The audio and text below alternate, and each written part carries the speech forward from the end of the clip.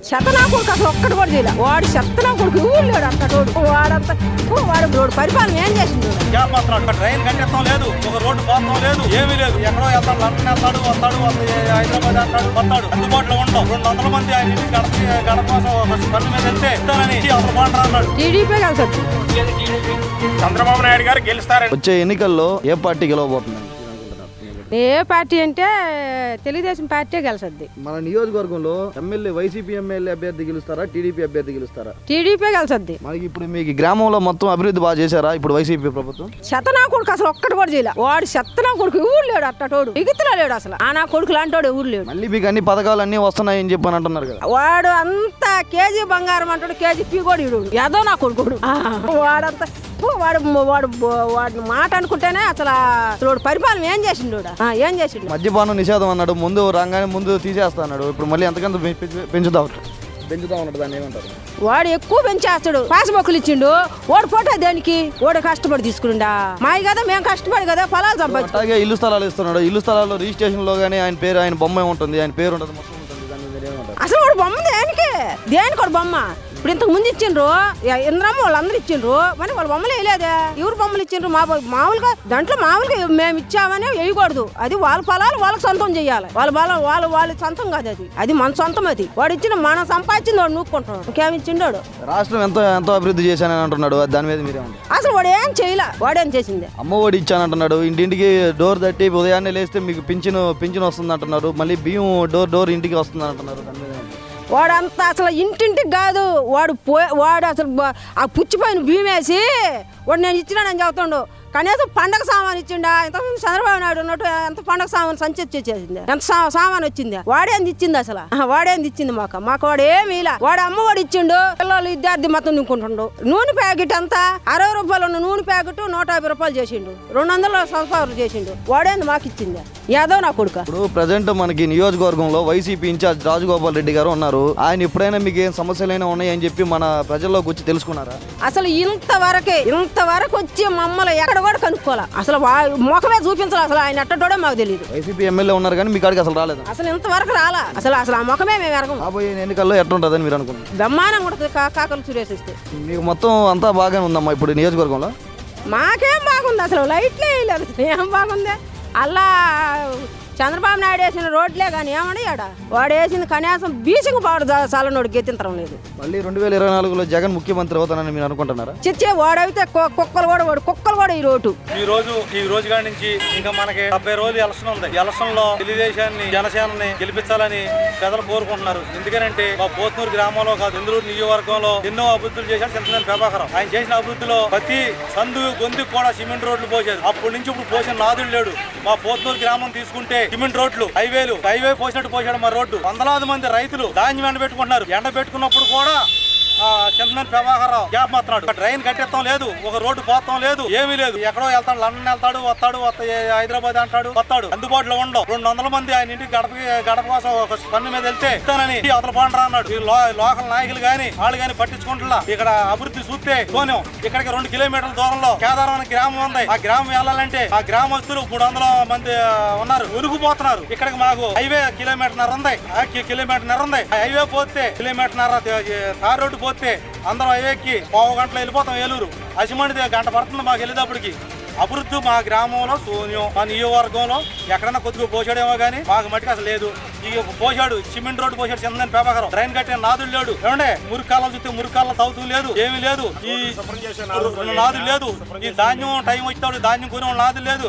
ధాన్యం కొంటే సంచులు ఇచ్చేవాళ్ళు లేడు. సంచులు ఇస్తే చిరుబంచి సంచులు. రైతులు ఇబ్బందిగా ఉన్నారు. 2 నెలల్లో తీర్పు రాబోతుంది, మీరే చూస్తారు. అది జగన్మోహన్ రెడ్డి పరిపాలన ఎలాగుంది బాబాయ్? ఇప్పుడు జగన్మోహన్ రెడ్డి నా బీసీ, నా ఎస్సీ, నా ఎస్టీ, నా మైనారిటీ అంటున్నాడు. బీసీలకు కానీ ఎస్సీలకు కానీ ఏమైనా చేసిన దాఖలాలు ఉన్నాయంటారా? ముఖ్యమంత్రి అయిన తర్వాత కార్పొరేషన్ మొత్తం ఆపేశారు. బీసీ లోన్లు కానీ, ఎస్సీ లోన్లు కానీ, లేబర్కి ఏమి అందుబాటులో రావాల్సిన రాయితీలు ఏమి కూడా రాకుండా చేశారు. ఇప్పుడు మీరు రైతు అంటున్నారు కదా, రైతులకి చంద్రబాబు నాయుడు గారి హయాంలోనే సబ్సిడీల మీద లోన్లు, డ్రిప్ ఇరిగేషన్లు, అదేవిధంగా ఎరువులు అలాంటివి ఇచ్చేవారు. ఇప్పుడు జగన్మోహన్ రెడ్డి అధికారంలోకి వచ్చిన తర్వాత ఏమైనా ఉన్నాయా? అవి ఏమీ లేవు. 28 కోరమల్ల కట్టడానికి 800 రూపాయలు 1800 చేసేది. రైతులు అప్పుల పాలలోనే ఉండాలి కానీ సుఖం ఎవరికి ఏ రైతుకి సుఖం లేదు పడతాయి. ఇప్పుడు మీ మాజీ ఎమ్మెల్యే చంద్రలేని ప్రభాకర్ గారు, ప్రజెంట్ ఉన్న ఎమ్మెల్యే అబ్బాయి చౌదరి గారు, ఎవరు మీకు అందుబాటులో ఉండే నాయకుడు, నెక్స్ట్ గెలిచే నాయకుడు ఎవరంటే మీరు ఎవరి పేరు? అందుబాటులో ఉండడానికి గెలిచే నాయకుడు కూడా చంద్రబాబు నాయుడు చూశారు, జగన్మోహన్ రెడ్డి గారిని చూశారు. ఎవరి పరిపాలన బాగుంది? ఎవరి పరిపాలన బాగుండేది 20 సంవత్సరాలు వెనకాలని చెప్తున్నాను కదండి. 20 సంవత్సరాలు వెనకాలండి. అప్పుల వాళ్ళు ఎన్నో కోట్లు అప్పుల వాళ్ళు అయిపోయి ఉంది. ఇప్పుడు రానున్న 2024లో జగన్మోహన్ రెడ్డి 175 వస్తాయని అంటున్నాడు కదా. వచ్చేది టీడీపీ చెప్తే కానీ వచ్చేది టీడీపీ సీట్లు మొత్తం టీడీపీ జనసేన వస్తుంది. Okay, thank you. నమస్తేనా, మీ పేరు? ఏం చేస్తుంటారు? జగన్మోహన్ రెడ్డి పరిపాలన ఏ విధంగా ఉందంటారు? మరి దారుణంగా ఉందండి. ఎందుకంటే 2019లో గెలిచినప్పుడు దోసపాల్లో రోడ్లు వేస్తున్నాను అదే రీతిని ఎమ్మెల్యేగా చెప్పారు. ఇప్పుడు వరకు ఏమీ లేదు. నా భూమి పోయినప్పుడు కూడా భూమి మునిగిపోయింది కాలువలు. అయినా సరే దానికి నష్టపరిహారం ఇస్తానన్నారు అని ఇప్పుడు వరకు ఏ నష్టపరిహారం అన్నది ఏమీ లేదు. రైతాంగంగా చాలా నష్టపోయి ఉన్నాం ఆయన ప్రభావం. ఇప్పుడు మీకు మాజీ ఎమ్మెల్యే చంద్రలేని ప్రభాకర్ గారు ఉన్నారు, ప్రజెంట్ ఉన్న ఎమ్మెల్యే అబ్బాయి చౌదరి గారు ఉన్నారు. ఎవరు మీకు నెక్స్ట్ గెలిచే అవకాశాలు ఎక్కువ ఎవరికి ఉన్నాయండి? ఎందుకనండి? ఆయన అన్ని అభివృద్ధి ఎక్కువ చేశారు కాబట్టి ఆయనే గెలుస్తారు ఎక్కువ. జనాల్లో కూడా ఆయనదే ఉంది, ఈయనే ఉందండి. ఈయన మేము తెలుగుదేశం ప్రభుత్వంలో రోడ్లు అన్ని సర్వే అన్ని బాగానే చేశారు. ఈ ప్రభుత్వం వచ్చాక ఒక రోడ్డు అనేది ఏమీ లేదు. రైతాంగాన్ని కూడా పట్టించుకున్న నాదులు లేదు ఈ విషయంలో. అదేవిధంగా జగన్మోహన్ రెడ్డి అధికారంలోకి రాకముందు ఆయన ఇచ్చిన హామీ మద్యపాన నిషేధం చేస్తా అన్నాడు. మద్యపాన నిషేధం చేయకపోగా భారీగా మద్యం రేట్లు పెంచాడు.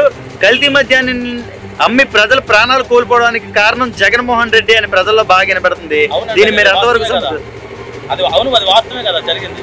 ఇప్పుడు ఆల్రెడీ నేను విలేజ్లో చూస్తున్నాం కదా, చాలా పర్యటనలో చాలా మంది ఫ్యామిలీలు కూడా రోడ్ల పైన పడుతున్నాడు. తాగి కల్తీ మంది తాగి చాలా మంది చనిపోయిన వాళ్ళు కూడా ఉన్నారు.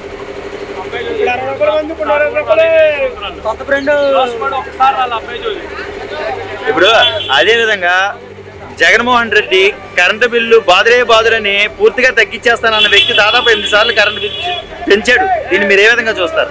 కరెంటు బిల్లు పెంచిందే జగన్ ప్రభుత్వం కదండి, టీడీపీ ప్రభుత్వం కాదు కదా. జగన్ ప్రభుత్వం వచ్చాయి కదా, కరెంటు బిల్లు కానీ ఏ విధంగా ఫండ్ కానీ వాహనాలదారుగా పెంపు కూడా ఆయనే కదా పెంచింది, జగన్ ప్రభుత్వమే కదా. 2024లో ఎవరు గెలుస్తారంటారు? టీడీపీ. ఎన్ని సీట్లు వస్తాయంటారు? Why not 175 days.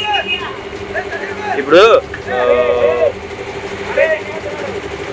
నమస్తే అండి సార్, జగన్మోహన్ రెడ్డి పరిపాలన ఏ విధంగా ఉందంటారు? వాగ్దానాలు చేసిన ఆయన పాదయాత్రలో చేసిన అంతగా ఏం లేదు, అసలు లేదండి, జీరో. అంటే ఆయన మద్యపాన నిషేధం చేస్తానన్నాడు, రైతులకు రుణమాఫీ చేస్తానన్నాడు, కరెంటు బిల్ 200 యూనిట్ల వరకు ఫ్రీ చేస్తానన్నాడు. ఇవేమి జరగకపోయినా మళ్ళీ ప్రజల ముందుకి ఏ విధంగా వస్తున్నారని అంటారు? సరే, ఆయన మరి ఏ విధంగా వస్తారంటే ఆయనకి తెలియాలండి. ఇవేమీ చేయలేదు. 10 సంవత్సరాలు తాగేటు పెట్టేశాడు మద్యపానం మీద. ఇప్పుడు రానున్న రోజుల్లో 175 వస్తాయి అంటున్నారు కదా. 175 టీడీపీ ప్లస్ జనసేనకి వస్తాయండి. 175 25 అసెంబ్లీ స్థానాలు, 25 పార్లమెంట్ స్థానాలు, 175 అసెంబ్లీ స్థానాలు. ఇప్పుడు మీకు ఇక్కడ ఉన్న మాజీ ఎమ్మెల్యే చింతలేని ప్రభాకర్ గారు, అబ్బాయి చౌదరి గారు ఎవరు మీకు అందుబాటులో ఉంటారు? చింతలేని ప్రభాకర్ గారే మాకు అందుబాటులో ఉన్నారండి. ఆయన పరిపాలనే మాకు కావాలి. అదండి, ఆ వ్యక్తి ఈ వ్యక్తి కాదండి. ఎవరు ఆపద వచ్చి తలుపు తట్టినా ఆయనకి ఉపయోగపడే వ్యక్తి అండి ఆయన. ఇక ఈ 4 రోజులే ఎలక్షన్ వరకే రాజకీయం. అక్కడ నుంచి ఎవరు వెళ్ళినా, ఏ నియోజకవర్గం నుంచి వచ్చిన తలుపు తట్టినా వాళ్ళ ఆపదకి.